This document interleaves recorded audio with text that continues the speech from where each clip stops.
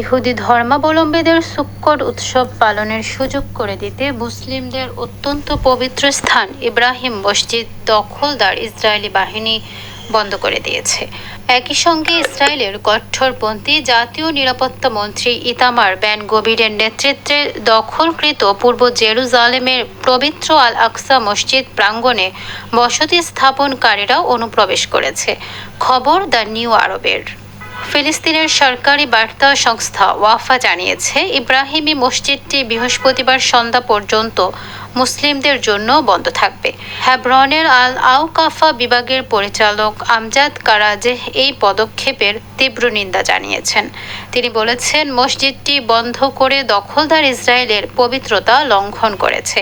এটিকে উস্কানিমূলক কাজ হিসেবে অভিহিত করে তিনি আরও বলেছেন, এর মাধ্যমে মুসল্লিদের ধর্মীয় অধিকার বাধাগ্রস্ত করা হচ্ছে। ফিলিস্তিনি সংবাদ মাধ্যমগুলোর খবর অনুযায়ী ইসরায়েলি সেনারা মসজিদটিতে যাওয়ার সব চেকপয়েন্ট ও রাস্তা বন্ধ করে দিয়ে উত্তেজনা আরও বাড়িয়ে দিয়েছে।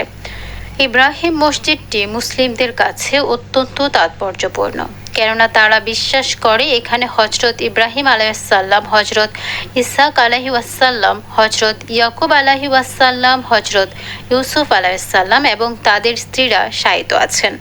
এদিকে নিষেধাজ্ঞা সত্ত্বেও জাতীয় নিরাপত্তা মন্ত্রী ইতামার বেন গভির মুসলিমদের তৃতীয় পবিত্র স্থান আল আকসা মসজিদ প্রাঙ্গণে প্রবেশ করেন। এ সময় তিনি ঘোষণা দেন, এখন থেকে আল আকসার মালিক ইসরায়েল।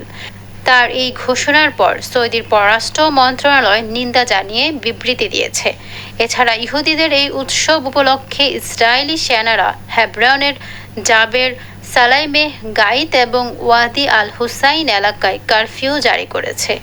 দখলদাররা এই এলাকাগুলোর সাধারণ মানুষকে বের হতে দিচ্ছে না এবং শিক্ষার্থীদের স্কুলেও যেতে দেয়নি।